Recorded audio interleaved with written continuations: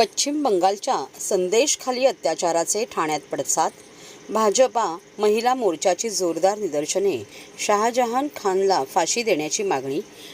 पश्चिम बंगालमधील संदेशखालीमध्ये गेली 10 वर्षे महिलांवर सुरू असलेल्या अत्याचाराचे पडसाद शुक्रवारी ठाण्यात उमटले. ठाणे शहर भाजपाचे जिल्हाध्यक्ष संजय वाघुले आणि महिला अध्यक्ष स्नेहा पाटील यांच्या नेतृत्वाखाली भाजपा महिला मोर्चाच्या कार्यकर्त्यांनी शुक्रवारी सकाळी ठाणे रेल्वे स्थानक परिसरात खालीतील अत्याचाराचा निषेध नोंदवला. त्यावेळी संतप्त महिलांनी या प्रकरणातील मुख्य आरोपी तृणमूल काँग्रेसचा शहाजहान शेख याला फाशीची शिक्षा देण्याची मागणी केली. यावेळी भाजपच्या माजी नगरसेविका नम्रता कोळी, प्रदेश प्रवक्ते सागर भदे, उपाध्यक्ष डॉक्टर राजेश मडवी, सचिन पाटील, भाजपाच्या नौपाडा महिला मंडळ मोर्चाच्या अध्यक्षा वृषाली वाघुले भोसले, सरचिटणीस विलास साठे, विक्रम भोईर आदीसह अनेक कार्यकर्ते उपस्थित होते. भाजपच्या कार्यकर्त्यांनी यावेळी फलक झळकवत घोषणाबाजी करून आरोपी शहाजहान खान याचा धिक्कार केला.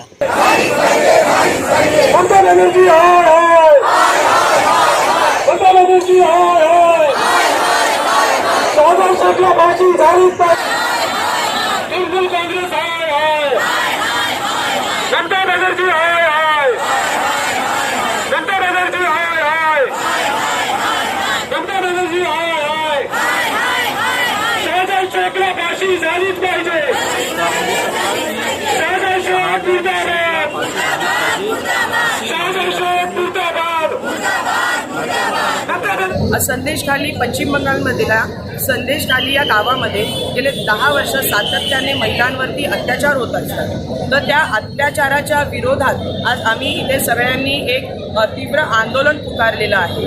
हे गेले 10 वर्ष पश्चिम बंगालमध्ये एक महिला मुख्यमंत्री असून सुद्धा महिलांवरती अनेक प्रकारचे अत्याचार होत आहेत. तर हे कुठेतरी थांबलं पाहिजे म्हणून आज महिलांनी हा आवाज उचललेला आहे. काय मागणी आहे?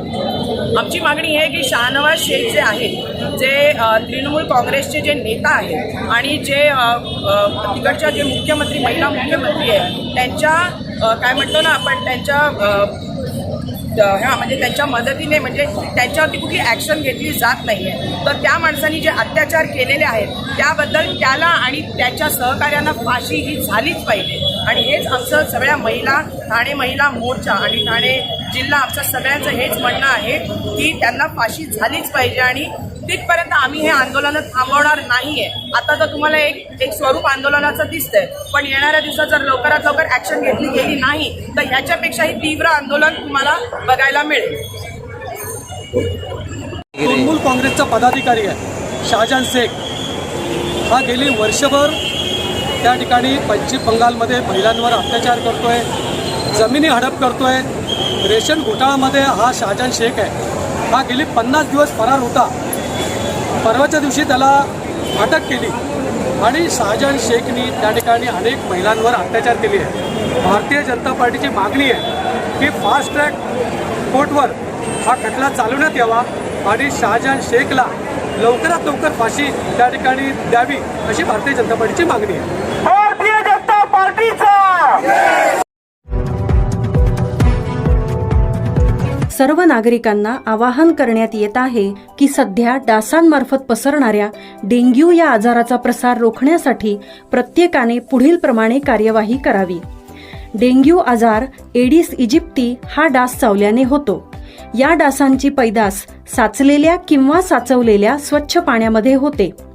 8 दिवसांपेक्षा जास्त दिवस पाणी उघडे व साचून राहिल्यास त्यात डास अंडी घालतात. अंड्यांच्या अळ्या तयार होऊन पुढे डास तयार होतात.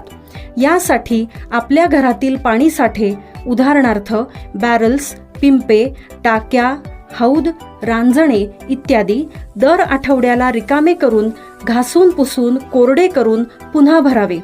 1 दिवस कोरडा दिवस म्हणून पाळावा. पाणी साठ्यांना घट्ट झाकणे बसवावीत किंवा जुनी साडी, चादर, धोतर यांनी बांधून झाकून ठेवावीत, म्हणजे डास त्यात जाऊन अंडी घालणार नाहीत. घराच्या गच्चीवर, आजूबाजूला, अंगणात कोठेही पाणी साचू देऊ नये. भंगार सामान उघड्यावर टाकू नये.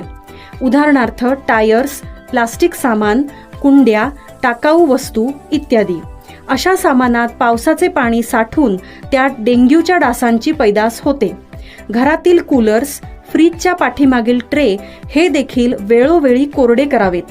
लक्षात ठेवा, नुसत्या फवारणीने डास घनता कमी होत नाही, तर त्यासाठी डास पैदास ठिकाणे नष्ट करणे ही आपल्या सर्वांची जबाबदारी आहे.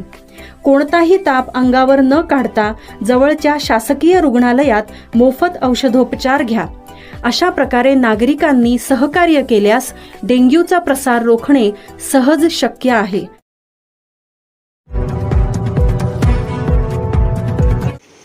ठाण्यात मुख्यमंत्र्यांच्या संकल्पनेतून नमो महारोजगार मेळावा. मुख्यमंत्री एकनाथ शिंदे यांच्या संकल्पनेतून ठाण्यात नमो महारोजगार मेळावा होत आहे. या महारोजगार मेळाव्यासाठी ठाणे जिल्ह्यातील सर्व यंत्रणांनी यात सहभागी होणे आवश्यक असल्याचे ठाणे महापालिका आयुक्त अभिजित बांगर यांनी नमूद केले. या रोजगार मेळाव्यात जास्तीत जास्त युवकांना रोजगार मिळणार आहे. कौशल्य, रोजगार, उद्योजकता व नाविन्यता विभागामार्फत राज्यस्तरीय कोकण नमो महारोजगार विभागस्तरीय मेळावा 6 व 7 मार्च रोजी Modella mill compound, Wagle estate, check नाका येथे होणार आहे. या महारोजगार मेळाव्यात जास्तीत जास्त युवकांना रोजगार मिळेल या दृष्टीने सर्व यंत्रणांनी कसून प्रयत्न करावेत. यासाठी मेळाव्यास उपस्थित राहणाऱ्या युवकांपर्यंत पोहोचण्यासाठी कॉल सेंटरच्या माध्यमातून संवाद साधावा, अशा सूचना खासदार डॉक्टर श्रीकांत एकनाथ शिंदे यांनी सर्व प्रशासकीय यंत्रणांना दिल्या. या नमो महारोजगार मेळाव्याचा आढावा गुरुवारी खासदार डॉक्टर श्रीकांत शिंदे यांनी ठाणे महापालिकेत झालेल्या बैठकीत घेतला. यावेळी महापालिका आयुक्त अभिजित बांगर, माजी महापौर नरेश मस्के, अपर जिल्हाधिकारी मनीषा जायभाये धुळे यांच्यासह तहसीलदार, जिल्हा कौशल्य विभाग तसेच विविध शासकीय यंत्रणांचे प्रतिनिधी उपस्थित होते. कौशल्य, रोजगार, उद्योजकता व नाविन्यता विभागामार्फत नोकरी इच्छुक युवक युवती तसेच नव उद्योजकांच्या कल्पनांना चालना देण्यासाठी कोकण विभागाअंतर्गत ठाणे, पालघर, रत्नागिरी, रायगड, सिंधुदुर्ग, मुंबई उपनगर, मुंबई शहर जिल्ह्यातील नोकरी इच्छुक युवक व युवतींकरिता नमो महारोजगार मेळाव्याचे आयोजन करण्यात आले आहे. या मेळाव्यात स्टार्टअप एक्स्पोचे देखील आयोजन करण्यात आले असून 6 व 7 मार्च रोजी हा मेळावा सकाळी 10 ते सायंकाळी 5 या वेळेत होईल. या मेळाव्यात नोकरी इच्छुक युवक युवतींनी मुलाखतीसाठी आणि महा एक्स्पोमध्ये स्टार्टअप्स, इन्व्हेस्टर व इन्क्युबेटर्स या सर्वांनी सहभागी व्हावे असे आवाहन करण्यात आले.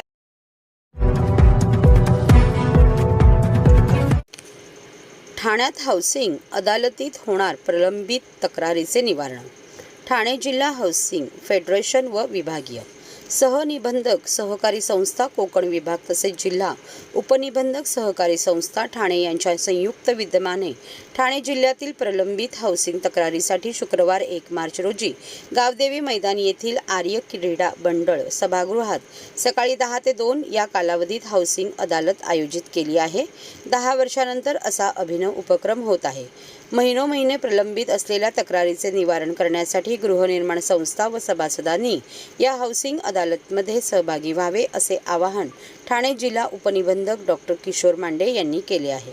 सहकारी गृहनिर्माण सोसायट्या म्हटल्या की कार्यकारी समिती आणि सदस्यांमधील वादविवाद, त्याचबरोबर गृहनिर्माण सोसायट्यांच्याही अनेक तक्रारी असतात. महिनोमहिने या तक्रारी प्रलंबित असून त्या सोडवण्यासाठी निबंधक कार्यालय अथवा सरकारी यंत्रणांकडे धावाधाव करताना दमछाक होत असते.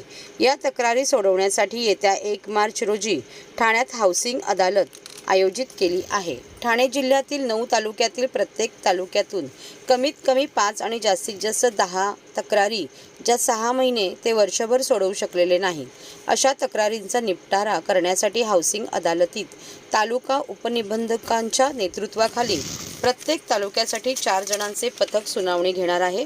हे पथक प्रत्येकाच्या तक्रारी ऐकून तात्काळ निरसन करून निर्णय देणार आहे. हा कार्यक्रम अशासाठी ठेवलेला आहे की बऱ्याच दिवसापासून ज्या तक्रारदारांच्या तक्रारी त्या अधिकाऱ्यांकडे प्रलंबित आहेत, अशा तक्रारदारांना किंवा त्यांचं तक्रारीचं उत्तर दिल्यानंतर समाधान होत नाही, अशा तक्रारदारांना त्यांच्या तक्रारीचं समाधान व्हावं, त्यांना त्याच्यात न्याय मिळावा आणि त्यांचं समाधान व्हावं हा उद्देश आहे. आणि तो करण्याचा प्रयत्न जॉईंट रजिस्ट्रार किंवा जिल्हा उपनिबंधक आणि ठाणे हाऊसिंग फेडरेशनच्या माध्यमातून आपण करतोय. चांगल्या प्रकारे आहे. आपण प्रत्येक विभागातील 10 ते 12 तक्रारी घेतलेल्या आहेत प्राथमिक स्वरूपामध्ये. त्याच्यानंतर भविष्यामध्ये हा वेगवेगळ्या माध्यमातून तक्रारींची संख्या वाढवून किंवा प्रत्येक विभागामध्ये केला जाईल का याचा विचार माननीय जॉईंट रजिस्ट्रार किंवा जिल्हा परिषद यांच्या सहमतीने किंवा त्यांच्या विचाराने केला जाईल. प्रश्न प्रत्येक सोसायटीचे वेगवेगळे प्रश्न आहेत आणि ते या तक्रारदार करत असतात.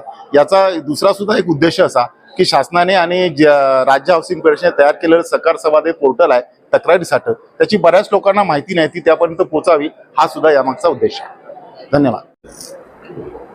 ठाणे जिल्ह्यामध्ये बऱ्यापैकी हाऊसिंग सोसायटींचाच प्रस्थ आहे. मोठ्या प्रमाणात हाऊसिंग सोसायटी असल्यामुळं आणि त्यांचे प्रश्नसुद्धा वेगळ्या प्रकारचे आहेत. त्यामुळं मला जेव्हा हे निदर्शन आलं की हाऊसिंग सोसायटीमध्ये पर्टिक्युलरली संचालक मंडळ आणि त्या एखाद्या सभासदाचा दोघांचा एकमेकाबद्दल बऱ्याच तक्रारी असतात आणि त्या तक्रारी सोडवण्यासाठी मग एका उपनिबंधकाकडून जिल्हा उपनिबंधक, जिल्हा विभागीय किंवा सहकार आयुक्त कार्यालयात बरीच मंडळी फेऱ्या मारत असते, पण त्यांच्या ज्या क्रॉनिक तक्रारी आहेत त्यांचा काही निपटारा लवकर होत नाही किंवा त्यांना काही त्याचं म्हणजे समाधान मिळत नाही. आमचे अधिकारी त्यांच्या पद्धतीने प्रयत्न करत असतात कायद्यानुसार, परंतु त्यासाठी मग आम्ही असा विचार केला की एक ज्या क्रॉनिक तक्रारीत बऱ्याच वर्षापासून ज्या तक्रारदारांना वारंवार आम्ही काही कारवाई करून सुद्धा त्यांचं समाधान होतच नाही, अशांना प्रत्येक वार्डामधून प्रत्येक तालुका आणि उपनिबंधकाकडून ठाणे जिल्ह्यातल्या एक कमीत कमी 10 ज्या तक्रारी फार जुन्या तक्रारी आहेत आणि त्याचं समाधान होतच नाही, अशा तक्रारदार आणि त्यांचे उपनिबंधक आणि फेडरेशनचे त्या कर्मचारी अशा प्रकारचे आम्ही इथे बोलवलेले आहेत सर्वांना आणि त्यांचे त्याप्रमाणे टेबल तयार केलेत आम्ही प्रत्येक तालुकाने आहे. त्या 10 तक्रारींचं इथं निरसन त्या स्तरावर कसं होईल आणि त्यांना कसा रिलीफ मिळेल कायद्याप्रमाणे हे आम्ही बघण्याचा प्रयत्न करतोय. आमची आशा आहे की याच्यातल्या बऱ्याच तक्रारी आज सुटतील. बऱ्यापैकी मी एक बघितलं की हाऊसिंग तक्रारीमध्ये काउन्सिलिंगचा विषय महत्त्वाचा आहे. त्यांचं प्रबोधन करणं आणि काही गोष्टी त्यांना म्हणजे सगळ्याच गोष्टी कायद्यानं असं सुटेल असं नाही, परंतु त्यांचं त्याच्यात काही प्रबोधनाची पण गरज आहे असं मला एक जाणवलं ह्याच्यामध्ये. तर त्या दृष्टीनं आम्ही आज ह्याचं आयोजन केलेलं आहे. याच्यामध्ये बऱ्यापैकी तक्रारी आम्ही आज ह्याच लेवलला सोडवतील अशी मला आशा वाटते.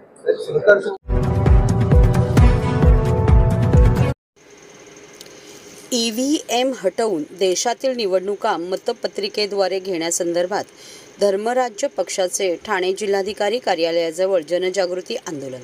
आगामी लोकसभा आणि विधानसभा निवडणुका तसेच भविष्यातील आगामी सर्व निवडणुकांच्या पार्श्वभूमीवर मतदानाची प्रक्रिया ही EVMवर न घेता ती मतपत्रिकेद्वारे घेण्यात यावी, त्याबाबत प्रशासनाचे लक्ष वेधण्यासाठी व सर्वसामान्य नागरिकांमध्ये जनजागृती व्हावी या उद्देशाने शुक्रवार दिनांक 1 मार्च 2024 रोजी भारतातील पहिला पर्यावरणवादी पक्ष अशी सर्वसामान्य ओळख असलेल्या धर्मराज पक्षाने लोकशाही आणि सनदशीर मार्गाने ठाणे जिल्हाधिकारी कार्यालयाजवळ आंदोलन पुकारले होते. आज घडीला EVMद्वारे घेतल्या जाणाऱ्या निवडणुकांना विरोध वाढतच चालला असून देशभरात असंतोषाचे वातावरण निर्माण झालेले आहे. EVMवर संशय असल्यानेच मतदान पत्रिका नाही तर निवडणूक नाही असा निर्धार व्यक्त करत धर्मराज्य पक्षाने सदर जनजागृती आंदोलन पुकारले असल्याचे पक्षाचे उपाध्यक्ष नितीन देशपांडे यांनी यावेळी पत्रकारांशी बोलताना म्हटले. दरम्यान धर्मराज्य पक्षाचे अध्यक्ष राजन राजे यांनी या जनजागृती आंदोलनाचे नेतृत्व केले होते. यावेळी ज्येष्ठ सामाजिक कार्यकर्त्या वंदना शिंदे आणि ठाण्यातील प्रसिद्ध विधिज्ञ ॲडव्होकेट प्रदीप टिल्लू उपस्थित होते. अरे जब तक EVM नहीं हटेगी EVM हटवा, EVM हटवा, देश वाचवा, EVM हटवा, देश वाचवा, EVM हटाओ, देश बचाओ, EVM हटाओ, देश बचाओ. TN सेशन गेल्यानंतर जे काही अवशेष राहिलेले आहेत ते म्हणजे आजचा मोदी शहा सरकारचा बटीक झालेला निवडणूक आयोग. या निवडणूक आयुक्त कसे नेमले गेले पाहिजे यासाठी जे सर्वोच्च न्यायालयाने निकाल दिले होते ते निकालाचे निर्देश पायदळी तोडवून सरकारने अध्यादेश काढून त्यांचाच निवडणूक आयुक्त कसा येईल अशा पद्धतीच्या संरचना उभ्या केलेल्या आहेत. या सगळ्या गोष्टी एकाच गोष्टीकडे निर्देश करतात, ते म्हणजे ह्या EVMमध्ये हेराफेरी करूनच यांना निवडणुका जिंकायच्या आहेत. येणारी लोकसभेची निवडणूक आपल्या देशासाठी, देशातल्या लोकशाहीसाठी, पुढच्या पिढ्यांसाठी अत्यंत महत्त्वाची आहे. इलेक्ट्रॉनिक व्होटिंग मशीन अत्यंत सहजगत्या हॅक होऊ शकते हे अनेक सर्वोच्च न्यायालयातले महमूद प्राचार किंवा भानू प्रताप, कपिल सिब्बल, प्रशांत भूषण आणि अनेक वकील हे सातत्याने सिद्ध करतायत, पण निवडणूक आयोग त्याची दखल घ्यायला तयार नाही. आणि म्हणून आज आम्ही धर्मराज्य पक्षाच्या वतीने EVM हटाओ देश बचाव अशा तऱ्हेचं आंदोलन करतोय. कारण जे जपान तुम्हाला या EVMसाठी चिप पुरवतं ते स्वतः मतपत्रिकेवर निवडणुका घेतं. तुमच्या कुठल्याही प्रगत देशांमध्ये या EVMद्वारे निवडणुका होत नाहीत, ना अमेरिकेत, ना इंग्लंडमध्ये, ना युरोपमध्ये. जर्मनीच्या कॉन्स्टिट्युशनल कोर्टनी या निवडणुकीवर EVMद्वारे घेतल्या जाणारा बंदी घातलेली आहे. तुमच्या बांगलादेशमध्ये सुद्धा, जो तुमच्यापेक्षा दरिद्री अविकसित आहे, तुमचा शेजारी देश आहे तुमचा आमचा, त्यांनीसुद्धा अलीकडेच EVMमधल्या निवडणुकीतले गैरप्रकार पाहता त्याच्यावर बंदी घातली आणि पुन्हा मतपत्रिकेकडे ते वळलेले आहेत. असं असताना आम्हाला या एवढ्या देशात विरोध आणि असंतोष खतखतत असताना हा जनतेचा लोकशाही उत्सव आहे, हा कुठल्या भाजपसारख्या पक्षाचा, कुठल्या RSS सारख्या संघटनेचा उत्सव नाही आहे. तर देशातली जनता आक्रोश करून तडफडून सांगत असेल की हा EVM रद्द करा, तर तुम्ही हे का करत नाहीत? एखाद्या सेल्स एजंटसारखं, मार्केटिंग करणाऱ्या एजंटसारखं निकृष्ट दर्जाचा माल, खोटा माल बाजारपेठेत खपवण्यासाठी जशी जाहिरातबाजी केली जाते तशी तुम्ही का करताय निवडणूक आयोगातर्फे की EVM आमची निर्दोष आहेत यंत्र वगैरे, ते खोटं आहे. आणि म्हणून या देशातल्या लोकांच्या मतांचं प्रतिबिंब निवडणुकीद्वारे खऱ्या अर्थानं उमटलं जावं. मग BJPला त्या दृष्टीने निवडून यायचं असेल तर खुशाल येऊ द्या आणि त्यांना राज्यघटनेनुसार ज्या पद्धतीने कारभार करायचा आहे आमची काही हरकत नाही. पण तुम्हाला आम्ही EVMद्वारे निवडून येऊ देणार नाही.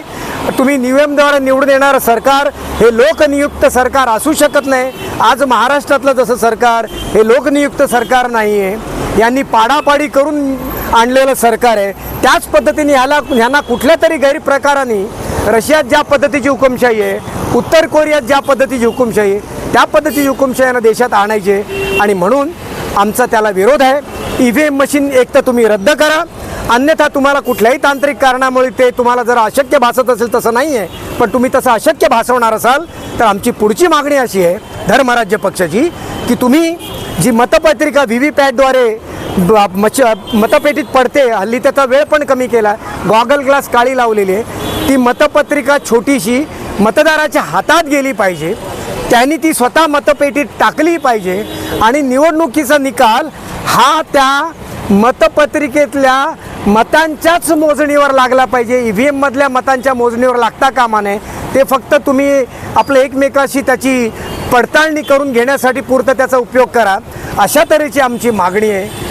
आणि त्यासाठीच आज आम्ही गेले कित्येक काळ आंदोलन करत होतो, कित्येक वर्ष संदेश प्रसारित करत होतो, आज प्रत्यक्ष आंदोलन करतो. उद्या 3 मार्चला पाटणा शहरात आंदोलन आहे. या सगळ्याला बिहारमधल्या आमचा पाठिंबा आहे. आपण सगळ्या भारतीय जनतेने त्याला आशीर्वाद द्यावेत एवढीच आमची इच्छा आहे.